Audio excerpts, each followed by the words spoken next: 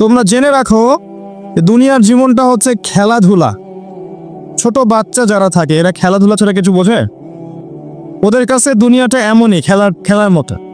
খেলাধুলা করবো, এটাই দুনিয়ার জীবন ওদের কাছে মনে হয়।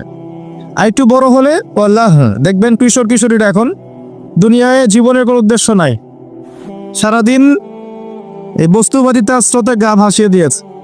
ছেলে খেলায় সময় পার করছে, সারাদিন দেখবেন ফেসবুক, ইউটিউবিং, টিকটক, আড্ডাবাজি করা, লুডো খেলা, পাবজি, ফ্রি ফায়ার।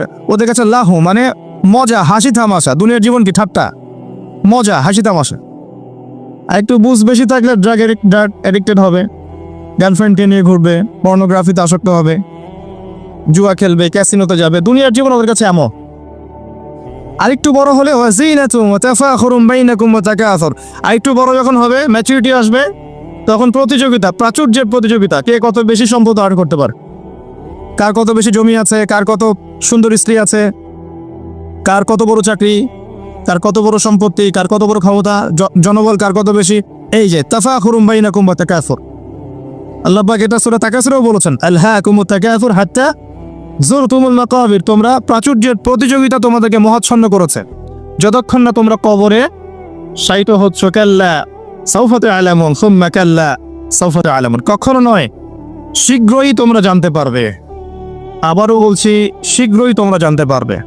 কাল্লা লাউ তা'লামুনা ইলমাল ইয়াকিন, তখন ইলমাল ইয়াকিনে জানবে। একটা জিনিস পড়ে জানার নাম ইলমাল ইয়াকিন নয়, অনুধাবন করবেন যখন, তখন আপনার কাছে ইলমাল ইয়াকিন হবে। যেমন আপনাকে যদি বলি যে গোলাপ ফুলের গন্ধ আর রজনীগন্ধার গন্ধের মধ্যে পার্থক্য লিখে বলেন, লিখিত আকারে পার্থক্য বলেন বা ভাষায় প্রকাশ করেন, পারবে? কথা বুঝতে পারছেন? গোলাপ ফুলের গন্ধ এবং রজনীগন্ধার গন্ধের মধ্যে কি পার্থক্য আছে আমাকে লিখিত আকারে দেন বা ভাষায় প্রকাশ করেন, পারবেন? এটা সম্ভব? মধুর মিষ্টি কেমন আর এই যে আপনার গুড়, এর মিষ্টি কেমন, লিখিত আকারে বলুন বা ভাষায় প্রকাশ করুন, পারবে?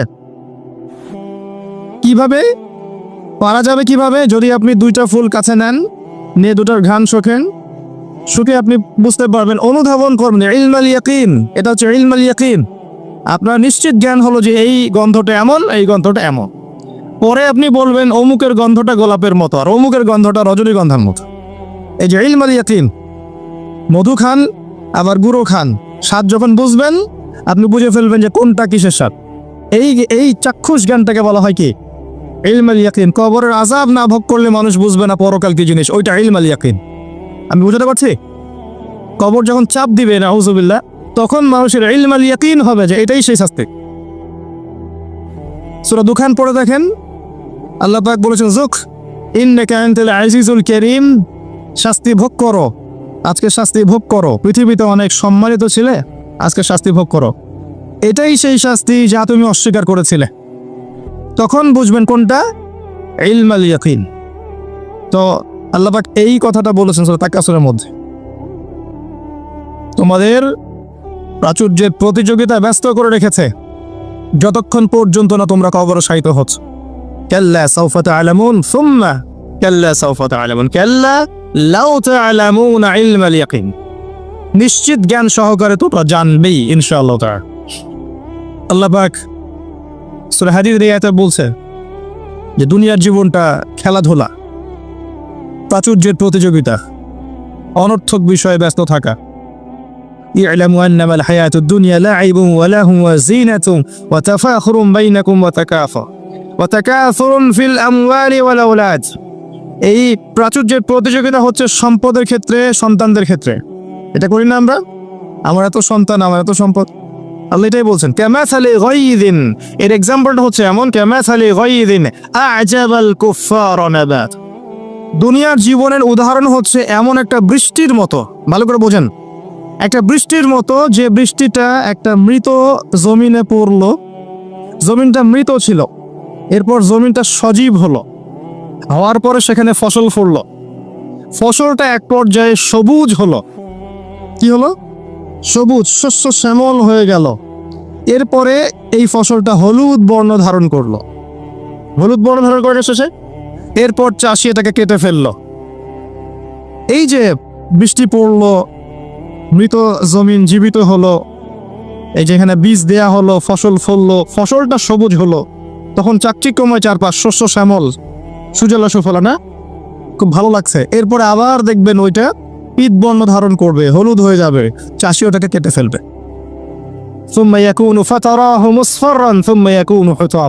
এরপর এই যে ফসলটা কেটে ফেললেন, এটার খড়কুটা পড়ে থাকলো না, এটা দিয়ে আপনি জাল দিবেন, আগুন জ্বালাবেন, তাই না? রান্নার কাজে ব্যবহার করবেন। এই হলো দুনিয়ার জীবন। ওয়াফিল আখিরাতি আযাবুন শাদীদ, আর পরকালের জীবনে স্থায়ী এখানে আছে কঠিন শাস্তি, অথবা ওয়া মাগফিরাতু মিনাল্লাহি ওয়া রিদওয়ান, অথবা থাকবে আল্লাহর মাগফিরাত মানে ক্ষমা এবং সন্তুষ্টি। ওই দুনিয়ার ওই ছোট্ট জীবনটাকে যারা আল্লাহর বিধান অনুযায়ী চালাতে পারবে, পরকালে ওদের শাস্তির কোনো ভয় নেই। লা খাউফুন আলাইহিম ওয়া লা হুম ইয়াহজানুন। এই জীবনটায় যারা তাকাসুর, ভোগবিলাস, লাহু এগুলোতে ব্যস্ত থাকবে, এদের পরকাল হবে আযাবুন শাদীদ, কঠিন শাস্তির। ওয়া মাল হায়াতুদ দুনিয়া ইল্লা মাতাউল গুরুর। এই হলো সূরা হাদীদের আয়াত।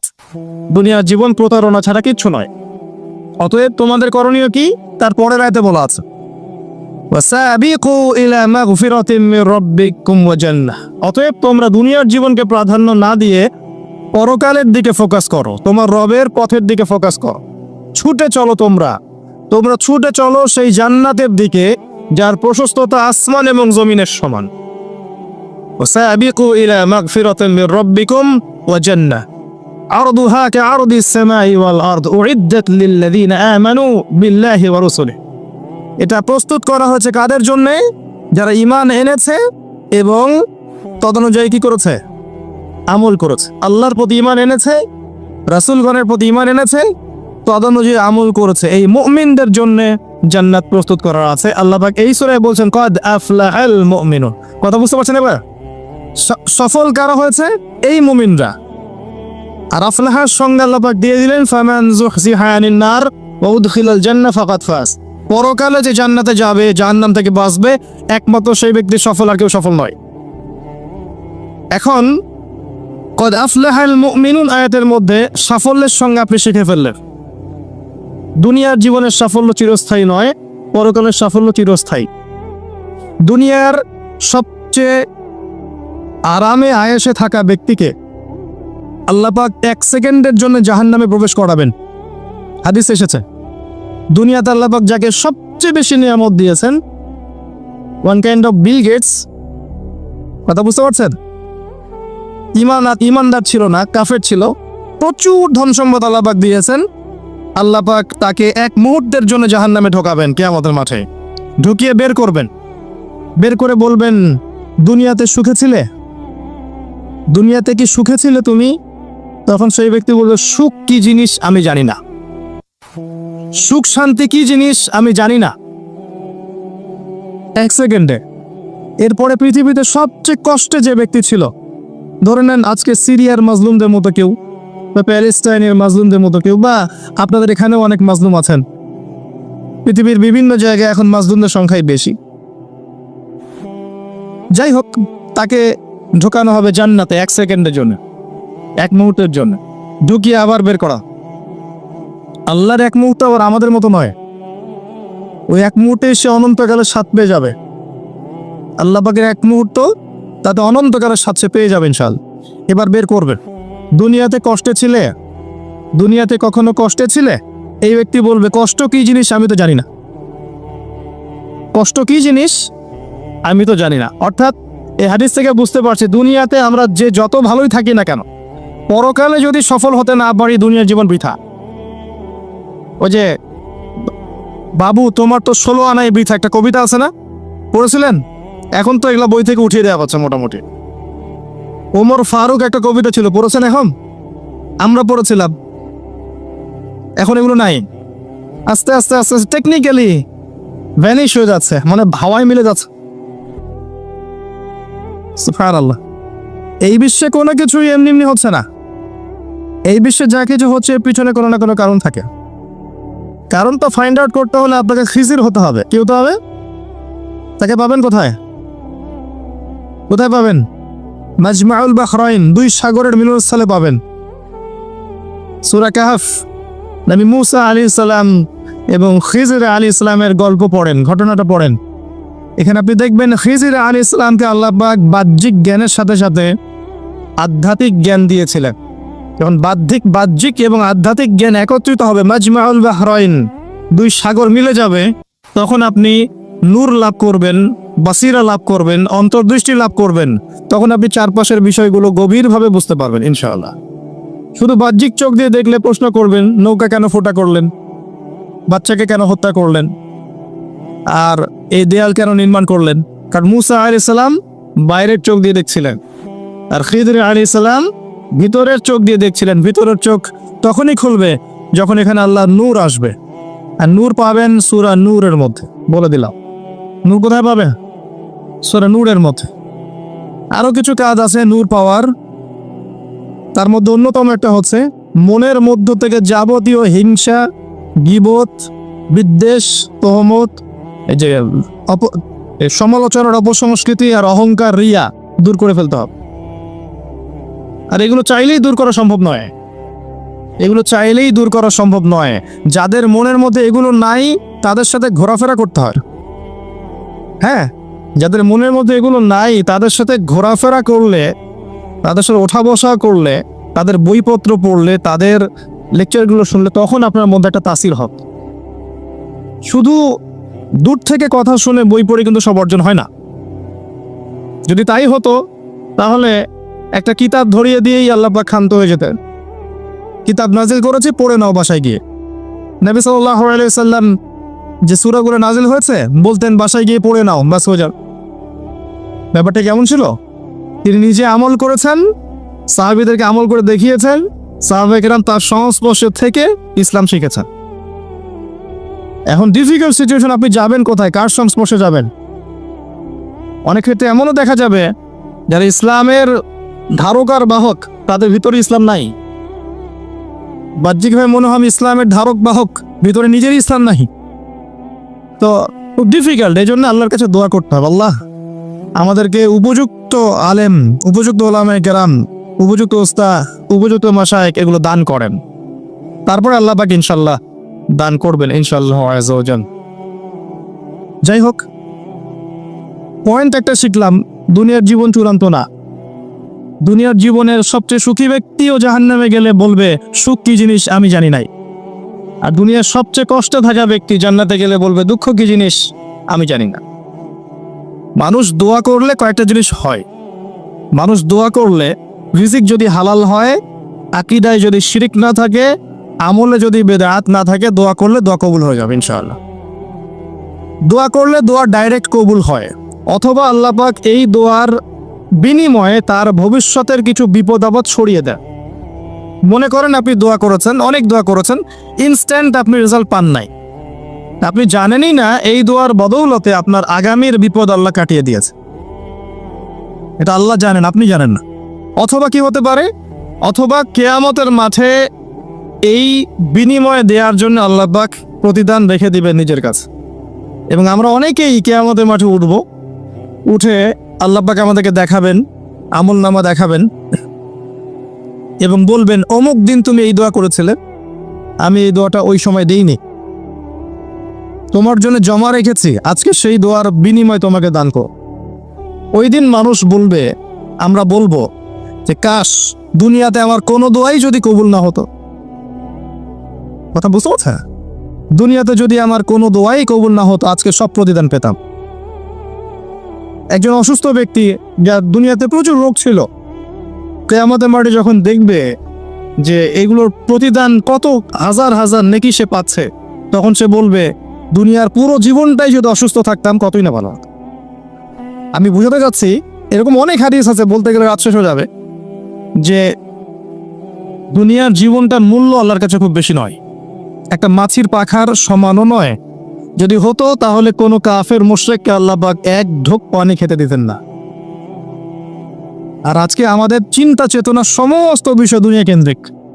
আমাদের পড়াশোনার উদ্দেশ্য দুনিয়া, ব্যবসার উদ্দেশ্য দুনিয়া, চাকরির উদ্দেশ্য দুনিয়া, আমাদের সামাজিক কাজগুলোর উদ্দেশ্য দুনিয়া, সবকিছুই দুনিয়া কেন্দ্রিক। আর আমরা সবাই মনে করছি দুনিয়াই দুনিয়া, এরপরে আর কিছু নাই। মনে রাখবেন, যে ব্যক্তি দুনিয়ার জন্য দুনিয়া করে শুধু দুনিয়ার জন্যই দুনিয়া করে, সে দুনিয়া পরকাল দুটোই হারাবে। আর যে ব্যক্তি পরকালের জন্য দুনিয়া করবে, সে ইহকাল পরকাল দুটোই পাবে ইনশাআল্লাহ। কথা বুঝতে পারছেন? যে ব্যক্তি দুনিয়ার জন্যই দুনিয়া করবে, সে দুনিয়া আখিরাত দুটোই হারাবে। দুনিয়ার জন্য যদি আমি দিনের কাজও করি তাও হারাবো। কথা বুঝতে পারেন নাই? দুনিয়ার স্বার্থে যদি আমি দিনের কাজ করি, ইসলামকে নিয়ে দুনিয়ার স্বার্থ অর্জন করতে চাই, তাহলে দুনিয়া আখিরাত দুটোই হারাবো। আর যদি পরকালে আল্লাহ সন্তুষ্টি পাওয়ার জন্য আমি দুনিয়া করি, আল্লাহ পাক পরকাল দুনিয়া দুটোই দিবেন ইনশাআল্লাহ। আল্লাহ পাক আমাদেরকে বোঝার তৌফিক দান করুন, আমিন। আশা করি আমরা সাফল্যের সংখ্যাটা বুঝতে পেরেছি। কারা সফল হবে? মুমিনরা। এবার আসেন মুমিন কারা?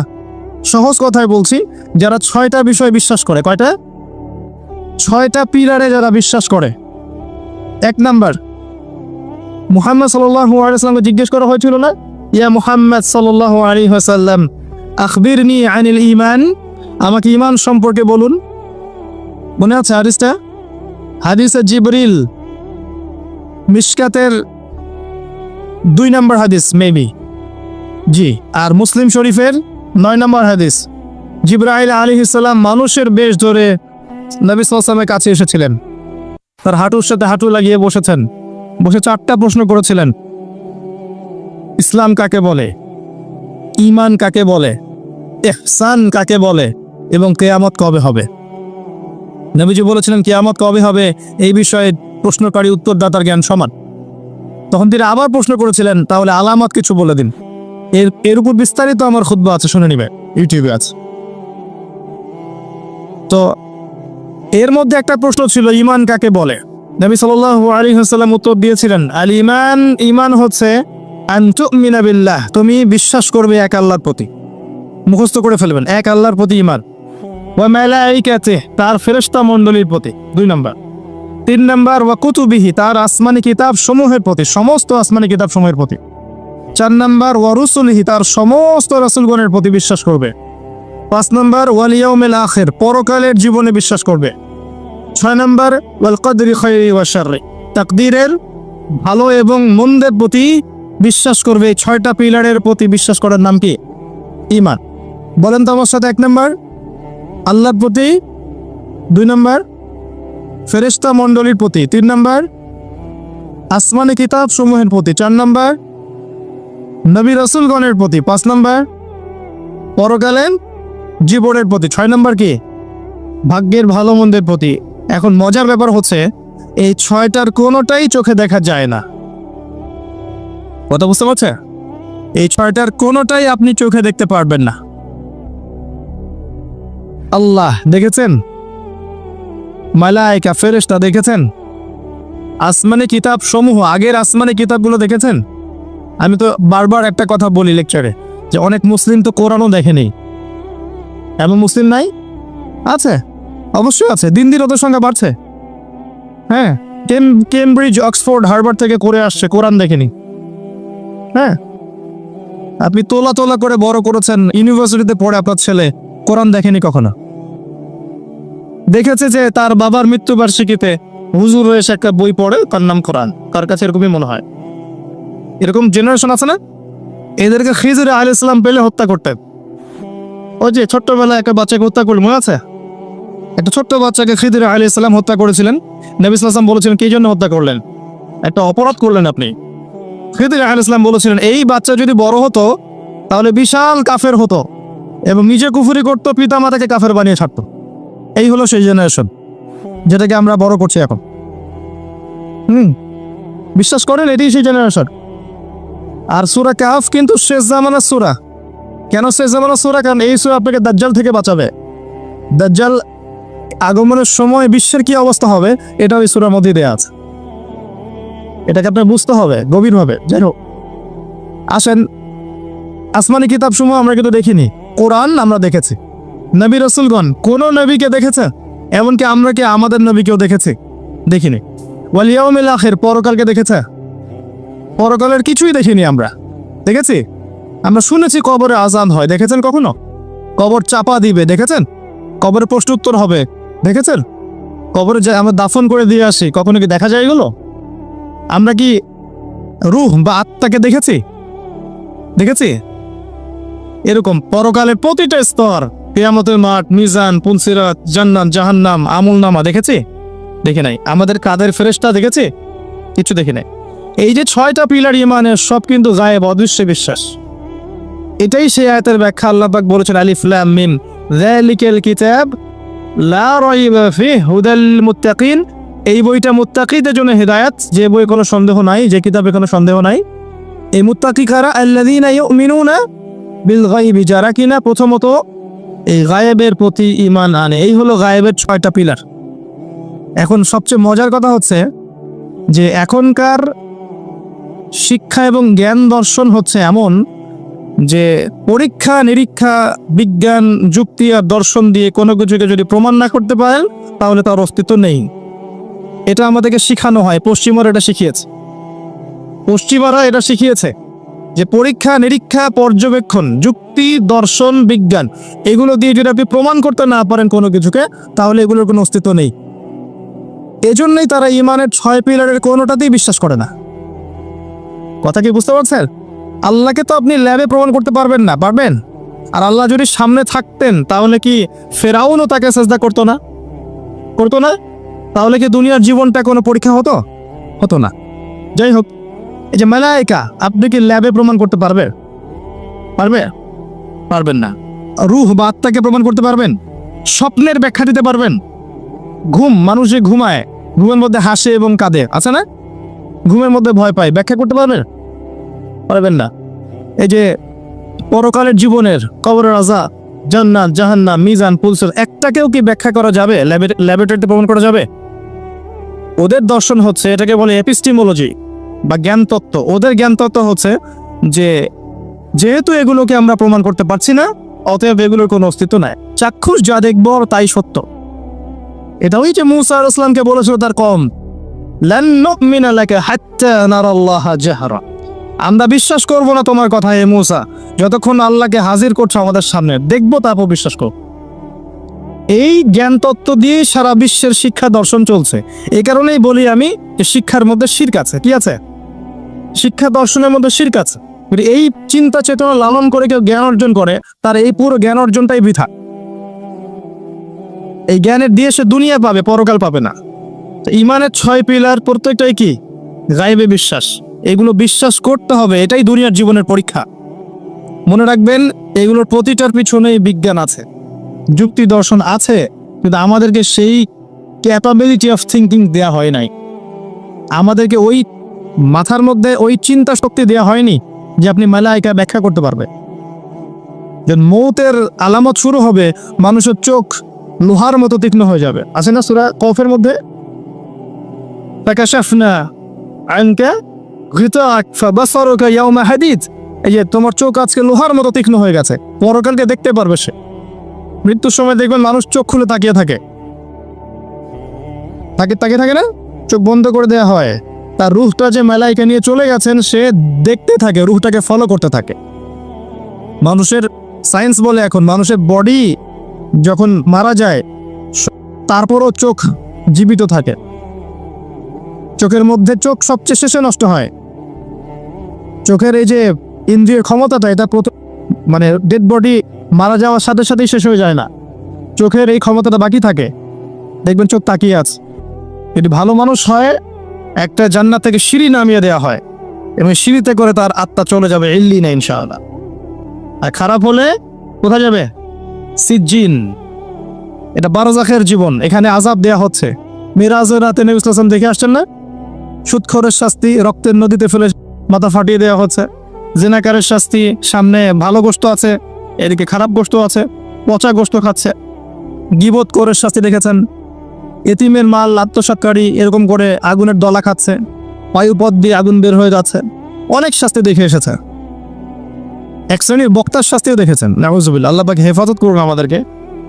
আগুনের কেচি দিয়ে জিহ্বা কেটে দেয়া হচ্ছে, আগুনের কেচি দিয়ে জিহ্বা কেটে দেয়া হচ্ছে।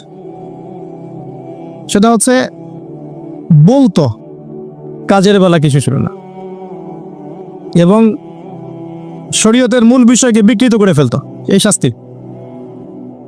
যাই হোক, তো এই 6 পিলারে কি করতে হবে? এই 6 পিলার 3টা কাজ করতে হবে। একটা হচ্ছে এই 6টা পিলারে আপনাকে প্রথমে আমাকে মনে বিশ্বাস করতে হবে, এটা 1 নাম্বার।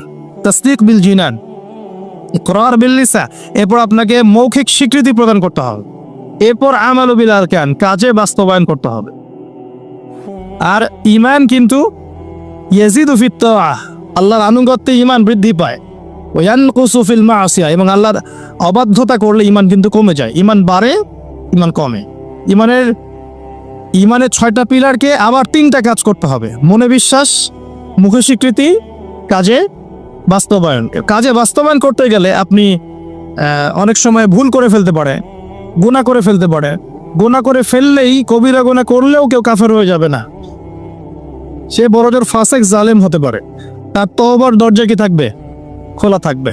তওবা করে সে ফিরে আসতে পারে।